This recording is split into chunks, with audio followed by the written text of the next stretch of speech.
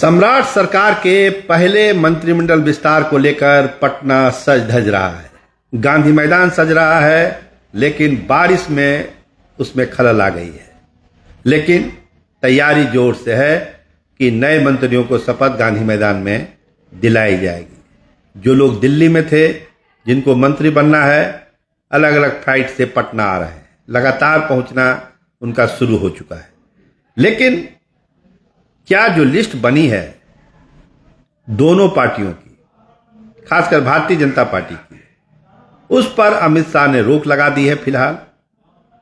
आपको मालूम है कि अमित शाह भी आज शाम को पटना आने वाले हैं, नितिन नवीन आने वाले हैं, और उस मीटिंग में बहुत सारी चीजों को तय होना है। देखिए, मोटा मोटी तो तय हो गया कि मंत्रिमंडल में कौन कौन लोग शामिल होंगे, लेकिन कुछ नामों पर रिकंसीडर होगा, पुनर्विचार होगा। सवेरे से मुख्यमंत्री निवास पर जो है तांता लगा हुआ है लोगों का। बड़े बड़े नेता पहुंचे हुए हैं, संजय झा हैं, ललन सिंह हैं, तमाम लोग हैं।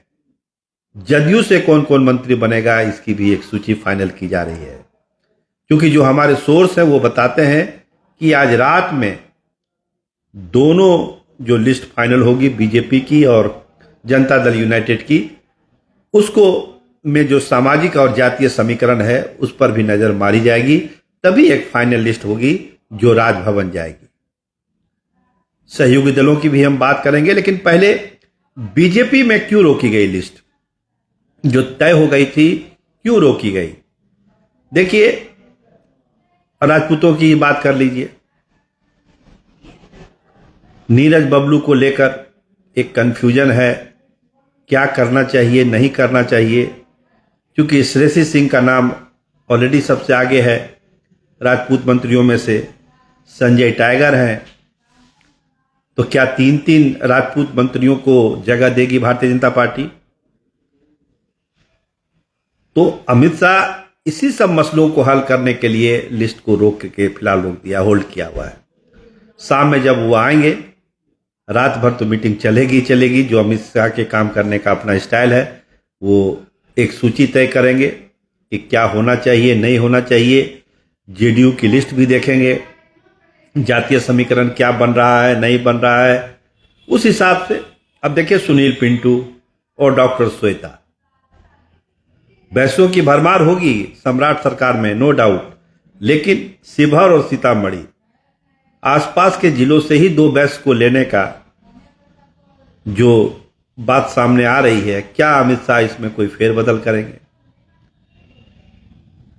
और सबसे बड़ी बात हम इस मंत्रिमंडल की आपको बताते हैं। सम्राट सरकार का जो नया मंत्रिमंडल बन रहा है, महिलाओं को तवज्जो देने की बात है,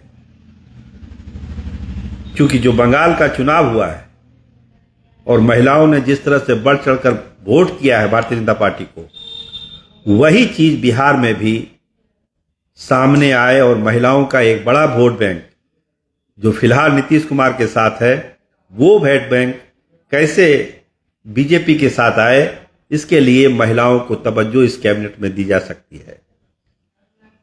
कुछ तो लोग कह रहे हैं कि जो नीट छात्रा वाला कांड हुआ था, उस लड़की की मां को भी जगह दी जा सकती है, एमएलसी बनाया जा सकता है, मंत्री बनाया जा सकता है।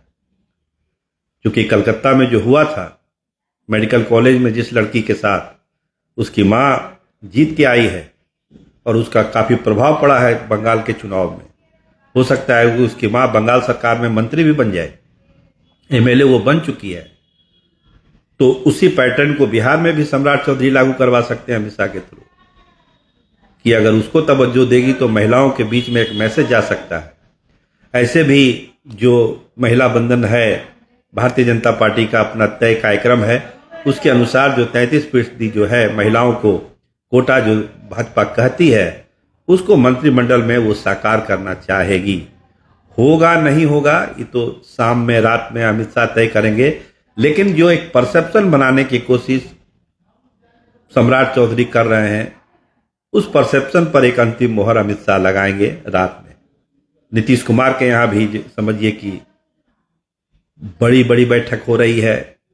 निशांत क्या मंत्री बनाए जाएंगे, या जो 3 लोगों की सिफारिश की है निशांत कुमार ने, उनको जगह दी जाएगी। हमने पहले भी आपको कहा था कि चेतन आनंद और शुभानंद का जो जीते हैं कहलगांव से, ये 2 नामों की सिफारिश और एक और नाम की सिफारिश की है निशांत कुमार ने। तो इसमें कौन सी जगह पाते हैं? लेसी सिंह ऑलरेडी जेडीयू कोटे से राजपूत में है, तो क्या चेतन आनंद को जगह मिलेगी? तो बहुत सारे सवाल हैं जिसका हल अगले 6-7 घंटे में अमित शाह और नीतीश कुमार को खोजना है। ललन सिंह पूरे एक्टिव मोड में हैं। जब से आए हैं दिल्ली से आज लगातार बैठक पर बैठक कर रहे हैं। बुलो मंडल जो ललन सिंह का कोटा बताया जाता है, उनके मंत्री बनने की पूरी संभावना है। भगवान सिंह कुशवाहा मंत्री बन रहे हैं, पूरी संभावना उनके मंत्री बनने की है। बाकी तो जो नाम कल हम लोगों ने बताया था वो नाम तो चल ही रहे हैं जेडीयू कोटे से, उसमें मदन सहनी भी हैं, तमाम लोग हैं, कल ही हमने आपको बताया था। तो अपने हिसाब से चीजें आगे बढ़ रही है, लेकिन एक जो पेच है जो अमित शाह को खटक रहा है, इसीलिए वो लिस्ट फिलहाल होल्ड पे रखा गया है। अमित शाह के उस लिस्ट को फाइनल करने के बाद ही वो सूची राजभवन को जाएगी।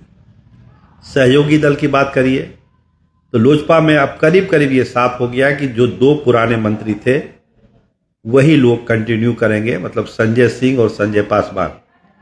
इसका इशारा चिराग पासवान ने भी कर दिया। राजू तिवारी को लेकर अभी भी हाँ ना की स्थिति है, इसलिए ज़्यादा उम्मीद है कि संजय सिंह और संजय पासवान ही चिराग कोटे से मंत्री हो जाएंगे।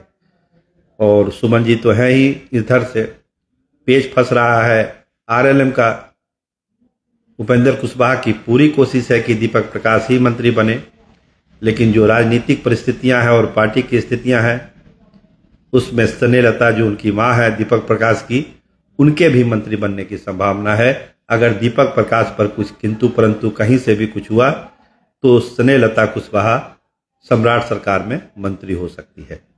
तो ये तमाम तरह के नाम हैं, लेकिन इंतजार हो रहा है अमित शाह के पटना आने का। उसके बाद जो है सियासी सरगर्मी और तेज होगी पटना में। जो लिस्ट लेके संजय झा और ललन सिंह जाएंगे अमित शाह के पास, वो जो फाइनल बैठक होगी वही तय होगा कि जो 26 नए मंत्री बनने हैं सम्राट सरकार में, वो कौन कौन लोग हैं। फिलहाल पटना में जो है कयासों का दौर जारी है, अटकलों का दौर जारी है। अपने अपने हिसाब से सब अपनी तैयारी कर रहे हैं। कई लोग तो कुर्ता बंडी सिला के तैयार बैठे हुए हैं कि कल गांधी मैदान चल जाना है। आज पानी में थोड़ा खलल हुआ है गांधी मैदान की तैयारियों में, हालांकि प्रशासन मुस्तैद है, जल्दी वो सब दुरुस्त होगा। और कल एक नया सरकार, सम्राट सरकार बिहार में सबको दिखाई पड़ेगा। सब लोगों को इंतजार है कि कैसे भाजपा, जो पहली बार मुख्यमंत्री भाजपा का बना है, तो किस तरह की सरकार भाजपा देती है। इसका भी एक मैसेजिंग, और बंगाल चुनाव का देखिएगा बहुत बड़ा असर बिहार के कैबिनेट पर भी पड़ने वाला है, और महिलाओं को बहुत प्रॉपर जगह सम्राट सरकार में मिलने वाली है। कैमरामैन विमल यादव के साथ मैं सरोज सिंह, धन्यवाद, नमस्कार।